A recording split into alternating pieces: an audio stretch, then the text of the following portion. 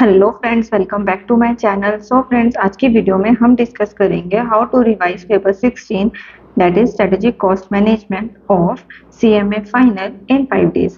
सो friends, अगर आप लोग भी जून 2025 का अटेम्प्ट देने वाले हो एंड अभी तक आपने स्ट्रेटेजिक कॉस्ट मैनेजमेंट की रिवीजन स्टार्ट नहीं करी है एंड आपको इशू आ रहा है इसे रिवाइज करने में, देन इस वीडियो को एंड तक देखना मत भूलना, क्योंकि इस वीडियो में हम डिस्कस करेंगे इसका सिलेबस स्ट्रक्चर एंड इसका स्टडी प्लान, ताकि हम इस पर्टिकुलर सब्जेक्ट को 5 डेज के अंदर कंप्लीट कर सके एंड इसकी रिवीजन को बहुत ज़्यादा इफेक्टिवली कंप्लीट कर सके।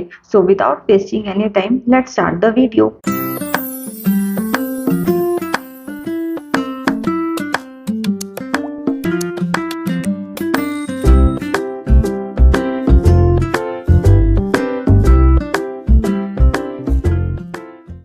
सो फ्रेंड्स, सबसे पहले हम इस पेपर के सिलेबस स्ट्रक्चर को डिस्कस कर लेते हैं। इस पर्टिकुलर सब्जेक्ट में हमारे पास 2 सेक्शन है। Section A that is strategic cost management for decision making, जिसकी वेटेज है हमारे पास 60%।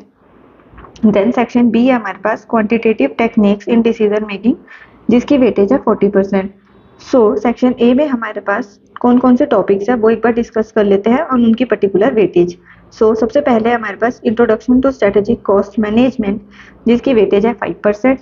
देन क्वालिटी कॉस्ट मैनेजमेंट, जिसकी वेटेज है 5%।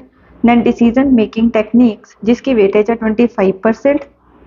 Then activity based management and just in time, जिसकी वेटेज है 10%। एंड लास्ट है हमारे पास इवेल्युएटिंग परफॉर्मेंस, जिसकी वेटेज है 15%। देन हमारे पास सेक्शन बी के कौन कौन से टॉपिक्स हैं, उनकी क्या क्या वेटेज है वो एक बार डिस्कस कर लेते हैं। Linear programming, transportation and assignment combined weightage है हमारे पास 15%। Then game theory, simulation, network analysis and learning curve, इनकी कंबाइंड वेटेज है हमारे पास 15%। And then business applications for maxima and minima, business forecasting model, that is time series and regression analysis, and last introduction to tools for data analytics, इनकी combined weightage है हमारे पास 10%।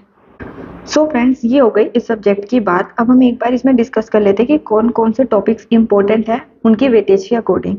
सबसे पहले हमारे पास डिसीजन मेकिंग टेक्निक्स, देन उसके बाद हमारे पास है इवेल्युएटिंग परफॉर्मेंस, देन इनकी कंबाइंड वेटेज ये इंपॉर्टेंट की कैटेगरी में है। देन उसके बाद हमारे पास फर्दर टॉपिक्स जो कि हमारे पास यहाँ पे मेंशन है, बट हमारा main focus in particular topics पे रहना चाहिए जिनकी वेटेज इस पूरे सब्जेक्ट में सबसे ज़्यादा है। ये हो गई सिलेबस स्ट्रक्चर की बात। अब हम डिस्कस कर लेते हैं हमारा स्टडी प्लान किस तरीके से होगा। 5 डेज को हमने इस तरीके से डिवाइड करना है कि फर्स्ट डे पे हमारी मैराथन कंप्लीट हो जानी चाहिए इस पर्टिकुलर सब्जेक्ट की। फ्रेंड्स, अगर अभी तक आपने इस सब्जेक्ट की मैराथन नहीं देखी है, देन आप यूट्यूब पे सर्च कर सकते हो, आपको इस सब्जेक्ट की मैराथन मिल जाएगी एंड आपको जिस भी टीचर का इजी लगे समझने के लिए आप उन पर्टिकुलर टीचर की मैराथन इस सब्जेक्ट के लिए देख सकते हो। देन सेकेंड डे पे आपको अपना सेक्शन ए कंप्लीट करना है, थर्ड डे पे आपको अपना सेक्शन बी कंप्लीट करना है, फोर्थ डे पे आपको एमसीक्यूज एंड एमटीपीज कंप्लीट करने हैं इस सब्जेक्ट के, एंड लास्ट डे पे आपको इस सब्जेक्ट की वर्कबुक कंप्लीट करनी है प्लस पीवाईक्यूज। फ्रेंड्स, इस तरीके से आप इस पर्टिकुलर सब्जेक्ट का स्टडी प्लान कर सकते हो एंड इसे इजीली कंप्लीट कर सकते हो 5 डेज के अंदर।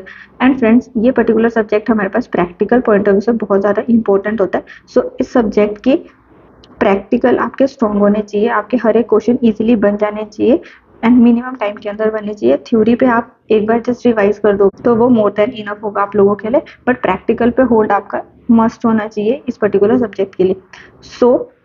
जितना भी आपके पास टाइम हो, ट्राई करना कि इस सब्जेक्ट के ज़्यादा से ज़्यादा प्रैक्टिकल क्वेश्चंस को ट्राई कर सको एंड आप पे अपनी अच्छी होल्ड बना सको। फ्रेंड्स, अगर आपको इस वीडियो में या किसी भी वीडियो में कोई भी डाउट है, देन आप वो मुझे कमेंट सेक्शन में पूछ सकते हो, मैं उससे रिलेटेड एक सेपरेट वीडियो आप लोगों के लिए बना दूंगी।